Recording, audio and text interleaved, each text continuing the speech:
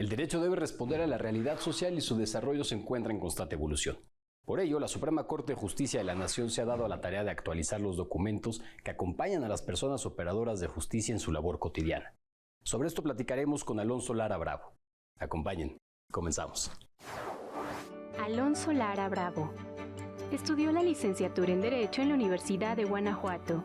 Es maestro en Derecho por la American University Washington College of Law y máster en Argumentación por la Universidad de Alicante, España y de Palermo, en Italia. Fue asistente de investigación en el Centro de Derechos Humanos y Derecho Humanitario de American University Washington College of Law y pasante en la Comisión Interamericana de Derechos Humanos. Trabajó como abogado en el Centro de Derechos Humanos Victoria 10 y fue defensor público penal en el estado de Guanajuato. Actualmente es subdirector general jurídico en la Dirección General de Derechos Humanos de la Suprema Corte de Justicia de la Nación. Alonso, muchas gracias por acompañarnos y bienvenido nuevamente a tu programa Escuela Judicial. Gracias, Francisco. Estoy bien contento de estar aquí y a su disposición para platicar. Es un gusto poderte recibir, Alonso, y sobre todo para que platiquemos sobre una actividad que ha tenido la Suprema Corte de Justicia de la Nación y que valdría mucho la pena explorar un poco más. Cuéntanos, Alonso, ¿qué son estos protocolos que acompañan a quienes imparten justicia que está actualizando la Suprema Corte de Justicia de la Nación? Los protocolos de actuación para quienes imparten justicia o protocolos para juzgar casos son una iniciativa que ya viene de hace algunos años. En 2013, 2014, inicialmente se emitieron estos documentos con la finalidad de ayudar a jueces y juezas a tramitar y resolver casos especialmente difíciles o que imponen obligaciones especiales en relación con grupos en situación de vulnerabilidad, como lo pueden ser niños, niñas, personas migrantes, personas con discapacidad, o sea, una serie de colectivos que históricamente se han encontrado en desventaja social y por ende, desde la judicatura se les apoya para que conozcan los estándares nacionales e internacionales que deben de cumplir en esos casos concretos. Pero también algunas referencias y marcos teóricos, ¿cierto? Así es, Francisco, porque saltar de planos o de lleno los protocolos de la nada a vamos a hablar del proceso sería complicado, porque muchas veces adoptar una perspectiva de género, de discapacidad, de infancia, implica pues tener conocimientos básicos e indispensables sobre conceptos en general. Hablemos de género, qué son los roles de poder, qué es el machismo, cómo se conforma la división sexual del trabajo. Entonces, así respecto de cada grupo, cada materia, se establecen unas pautas mínimas para luego ya entrar en las obligaciones. Pautas que, por lo que nos estás platicando, y me gustaría mucho hacer ese énfasis, pues precisamente contextualizan, precisamente culturalizan y permiten entonces también hacer una transición, pues algunas veces hasta de creencias. Pero Alonso, antes de pasar a estos temas, déjame preguntarte, ¿a quién van dirigidos? ¿A quiénes van dirigidos estos protocolos? ¿Son única y exclusivamente a personas juzgadoras? Van principalmente dirigidos a personas juzgadoras, es decir, jueces, juezas, magistrados, magistradas, cualquier denominación que sea, que personas que realizan función judicial principalmente. Sin embargo, lo que es bien importante advertir es que incorporan los estándares nacionales e internacionales más relevantes en la materia, de modo que su consulta es útil y provechosa para estudiantes, para personas que litigan, para personas de sociedad civil, para personas que trabajan en un órgano jurisdiccional, aunque no necesariamente sean los titulares, pero que pues forman parte de todo este entramado institucional, porque a final de cuentas, Francisco, estas obligaciones, claro, vinculan al Estado, pero a su vez, si uno está desde la trinchera de parte en el asunto, pues sabes cuáles son los criterios y las obligaciones que debe cumplir esa persona juzgadora que resuelve este asunto. Por supuesto, genera estos espacios precisamente que me interesa mucho mencionar, pedagógicos, ¿no? Y mencionabas precisamente a las personas estudiantes. También es una forma de aproximarnos a los temas y poder conocer desde una posición, pues precisamente académica, pero también en la práctica. Alonso, en este espacio hemos tenido la oportunidad de platicar también sobre los manuales temáticos para la impartición de justicia, proyecto que desde la Escuela Federal de Formación Judicial y la Dirección General de Derechos Humanos hemos impulsado. ¿Cuál es la diferencia entre los protocolos de actuación y estos manuales temáticos? Los protocolos de actuación giran en torno a personas en situación de vulnerabilidad, entre los grupos que ya mencioné, personas indígenas, ahora se va a incluir personas afrodescendientes, personas de diversidad sexogenérica. Entonces, los manuales de actuación van sobre temas más concretos, es decir, desarrollan ciertas cuestiones o bien procesales o teóricas de cuestiones relacionadas con la impartición de justicia. Pensemos, el protocolo de género, que es de propio de la Dirección General de Derechos Humanos, desarrolla de manera general las obligaciones constitucionales y convencionales para juzgar con perspectiva de género, pero eso es amplísimo. Lo que hacen los manuales es dividir esas obligaciones o profundizar, por ejemplo, en materia civil, en materia penal, en materia administrativa, en materia laboral. O bien los manuales también estudian cuestiones tan específicas como la prueba pericial, o sea, qué rol, qué funciones tienen dentro de un proceso. Otra diferencia relevante, Francisco, es que los protocolos de actuación fueron han sido escritos en su actualización dentro de la Dirección General de Derechos Humanos, conforme a la doctrina jurisprudencial de la Corte y estándares internacionales, mientras que los manuales de actuación han sido coordinados por personas expertas en la materia, quienes a su vez han seleccionado en conjunto con estas instituciones a personas que escriben los diversos capítulos. Así es que es un conocimiento experto, pero de distinto modo. Y me estoy adelantando un poco porque eso lo vamos a mencionar en un momento más, pero también los protocolos han tenido el acompañamiento precisamente de organizaciones que conocen de este tema, de grupos, de abogadas y abogados que conocen los temas en específico. Pero Alonso, como decíamos, vamos a una breve pausa. A nuestra audiencia, por favor, no se desconecten, apenas estamos comenzando y ustedes están viendo Escuela Judicial.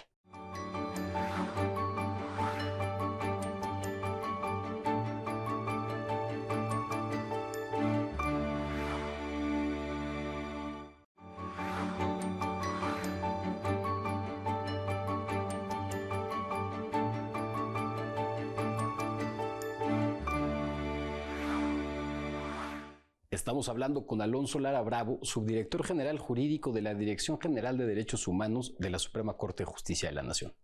Alonso, hace un momento, cuando hacíamos esta diferencia entre los manuales temáticos y los protocolos de actuación, eso es algo que no quisiera dejar de mencionar, es algo que normalmente en el ámbito de la protección y defensa de los derechos humanos se observa, atender en los asuntos por derecho humano, atender los asuntos por contexto de violación sistemática o bien atender a los asuntos por grupo en especial situación de vulnerabilidad o de necesidad de protección.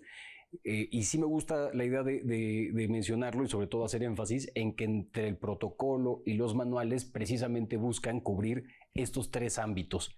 Sobre este sentido, Alonso, preguntarte, ¿cuáles son los manuales, cuáles son los protocolos que tenemos ahora, que tenemos actualizados? Estamos en la segunda mitad del 2022.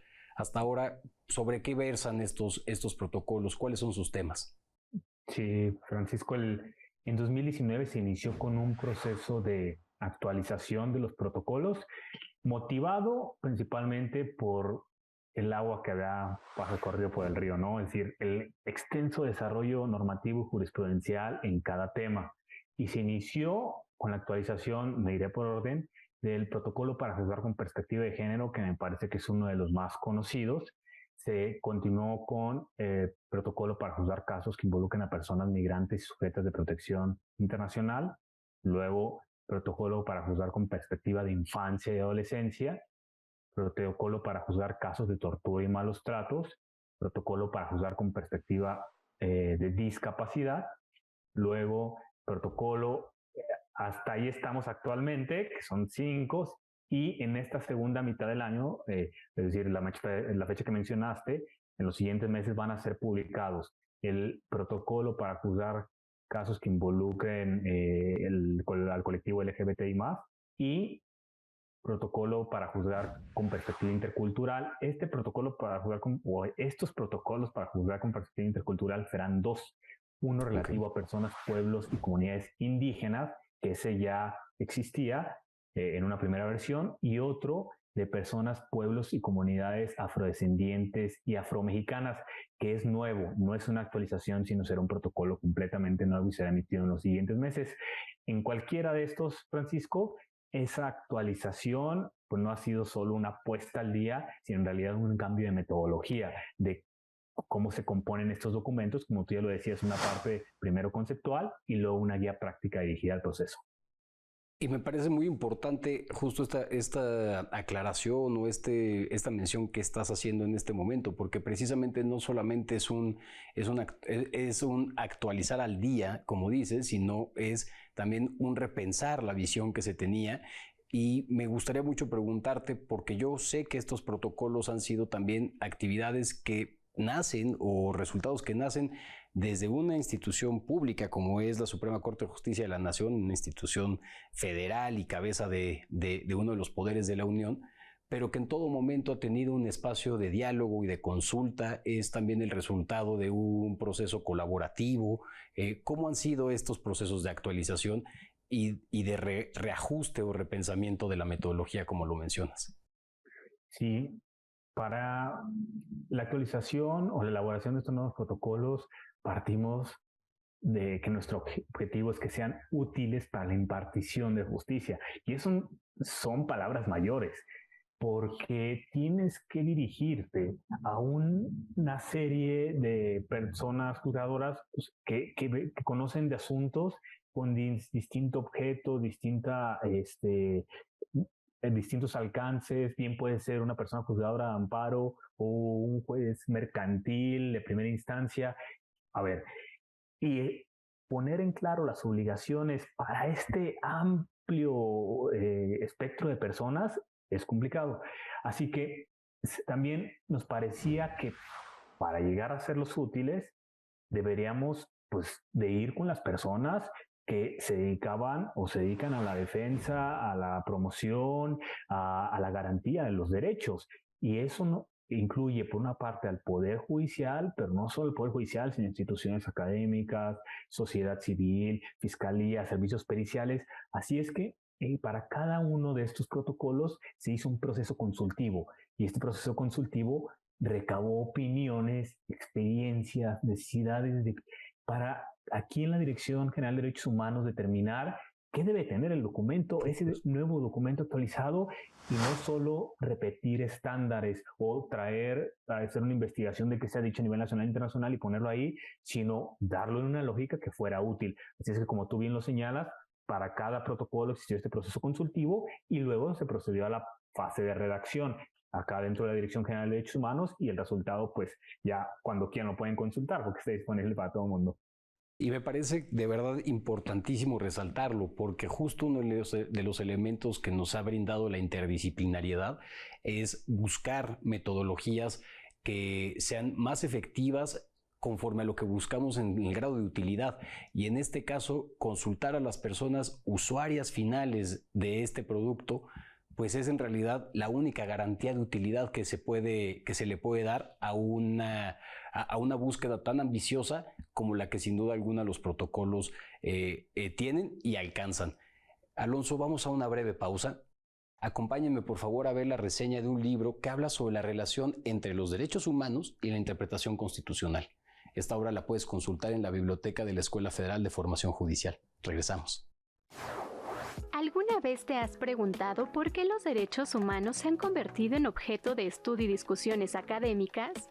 ¿Cuáles son los elementos medulares de las reformas constitucionales contemporáneas en esta materia? ¿O cómo debe ser la interpretación de esas prerrogativas fundamentales? Para responder esta y otras interrogantes, consulta la obra Derechos Humanos e Interpretación Constitucional, una relación estrictamente necesaria. Aborda una visión paradigmática del Estado constitucional de derecho a partir de la reforma del 10 de junio de 2011. Presenta un análisis del tránsito de la hermenéutica jurídica tradicional a la interpretación constitucional e incluye los elementos de conceptualización de los derechos humanos.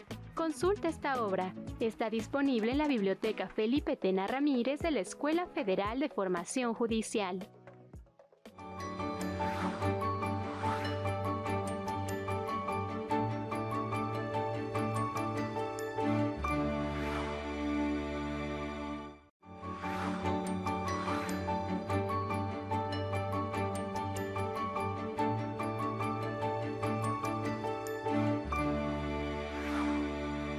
Gracias por continuar con nosotros. Alonso, hace un momento, platicábamos precisamente de cuáles son los protocolos que tenemos actualizados y cuáles podremos consultar un poco más adelante. Hacías énfasis precisamente en la idea de la incorporación de una perspectiva intercultural, reconociendo también la perspectiva afrodescendiente muy en línea también con las actualizaciones constitucionales, ¿no? Esto sucede en 2019, el reconocimiento de los grupos afrodescendientes. Pero los protocolos también cuentan con una herramienta digital complementaria. ¿Qué es esta herramienta? ¿Cómo funciona? La herramienta digital complementaria ayuda a que los protocolos estén siempre actualizados, porque los protocolos de actuación se basan en, digamos, materiales normativos o fuentes normativas, que bien pueden ser leyes, la propia Constitución, tratados internacionales, los precedentes judiciales, es decir, la interpretación que los tribunales han emitido sobre el derecho, especialmente la Suprema Corte de Justicia y la Corte Interamericana de Derechos Humanos, pero además otros organismos, aunque podría no ser vinculante. Así que algo lógico es que si los protocolos se basan en estas fuentes normativas, es que esas fuentes normativas se siguen actualizando, o sea, hay nuevas leyes, hay reformas, hay nuevas sentencias, hay nuevos pronunciamientos de diversos organismos, y si solo se quedaran en papel esos protocolos, pues al día 1, al día 2 o 3 tal vez, y estarían desactualizados, porque hay algo nuevo, hay algo que jurídicamente es relevante y ya no está ahí. Entonces la herramienta complementaria te permite consultar lo más actualizado que existe sobre los temas tratados en el protocolo. Así es que si ustedes entran a lo que hemos llamado ECOPAC, herramienta complementaria de los protocolos de actuación, encontrarán la misma estructura de cada protocolo y le podrán dar clic y aparecerán como ya lo dije, las leyes, convenciones, los fragmentos de la Constitución relevantes, las sentencias, y eso se va actualizando con miras a que la metodología ideada para cada protocolo está en el documento. Ahora, los estándares más novedosos o más recientes los pueden encontrar en la ECOPAC y así siempre está actualizado. Me viene a la mente la cuestión que nos sucedía, o por lo menos a mí me sucedía a principios de los 2000, por ejemplo, ¿no? Cuando comprábamos nuestras agendas fiscales y entonces en un año teníamos que comprar la nueva, indudable e invariablemente, eso también es una garantía para evitar precisamente la desactualización por avance y desarrollo jurisprudencial. Esta herramienta es completamente accesible, se puede conocer o se necesita estar dentro del Poder Judicial para poder ingresar a ella. Francisco, tanto los protocolos como la ECOPAC son accesibles completamente para cualquier persona. No se requiere ningún tipo de adscripción a cierto organismo del Estado, de pago, no, son gratuitas, están disponibles en la página web de la Dirección General de Derechos Humanos y se puede acceder a ella a través del sitio web de la Corte. Entonces, una vez que uno accede a la página de la Dirección General, hay un apartado específico de protocolos de actuación y en cada protocolo aparece tanto el vínculo para descargar el documento como el vínculo para entrar a la ECOPAC. Así es que es muy accesible, es de muy fácil entendimiento y, repito, cualquier persona en cualquier momento, sin ningún requisito, puede acceder a ello. Bueno, pues eso es un elemento fundamental precisamente también de la apertura de la institución y de la apertura del conocimiento que la institución genera. Ahora, hablando de este conocimiento, precisamente pues la transformación que implica el relanzamiento de los protocolos, para no confundir con actualización, pues nos lleva necesariamente a un proceso de capacitación y de formación. ¿Cómo acompaña este ejercicio a los protocolos para que los protocolos se conozcan más y mejor? Hemos emprendido capacitaciones basadas en los protocolos de actuación y dirigidas a los poderes judiciales de las entidades federativas, partiendo de reconocer que la justicia pues empieza desde esa instancia, desde que alguien va y presenta una denuncia o es llamado a una audiencia inicial por la jueza penal de tal lugar, y esto se puede explicar en toda materia: la Junta de Conciliación y Arbitraje, el personal de fiscalías que interviene. Entonces, para nosotros ha sido primordial que todo esto llegue a oídos, se puede hacer aplicado por esas personas, ese funcionariado que directamente conoce de los asuntos en primera instancia. Y para cada uno de estos protocolos se ha hecho una invitación a los tribunales locales para que inscriban a las personas, a un número determinado de personas, es limitado porque además incluye a todas las entidades, y vamos analizando uno por uno los temas de los protocolos con la finalidad de que luego puedan irse al documento y consultar o abundar en los temas, pero esta capacitación es fundamental porque aborda lo más importante y una idea muy buena de cuáles son las obligaciones que deben cumplir respecto de cada grupo. Y viene la pregunta obligada, necesaria: ¿cuál es el grado de obligación que estos protocolos le imponen a quienes imparten justicia? Los protocolos están basados en fuentes normativas que las autoridades deben observar. O sea, el protocolo en sí, el documento, en papel o en digital, pues no es una ley, no es una sentencia, no. Sin embargo, hay que tomar en cuenta que como nuestra pretensión es que sea útil para la impartición de justicia, hemos estudiado los temas y los hemos desarrollado con base en fuentes normativas que las autoridades sí deben observar. Pues dime tú si no, al citar o al exponer el significado constitucional de cierto derecho, pues es indudable que el juez o jueza tiene que acatarlo. O la interpretación obligatoria que la Corte ha establecido sobre tal tema, o los pronunciamientos de la Corte Interamericana sobre tal otro, o sencillamente la ley que dice la Ley General para Inclusión de Personas con Discapacidad sobre ciertos temas. Así es que si los protocolos están basados en este tipo de fuentes, pues esos estándares, esas normas sí son vinculantes.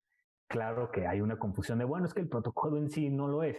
No, pero el protocolo te la pone facilita porque ya aborda los temas importantes y te dice cuáles son las fuentes normativas que se deben de observar. Así es que si yo fuera juez, diría, pues me voy ahí porque seguramente ya estará un trabajo de estudio previo y ya sé cuáles son las obligaciones que sí o sí debo cumplir. Alonso, muchísimas gracias por habernos permitido platicar contigo para darnos claves que nos permiten entender mejor esta materia.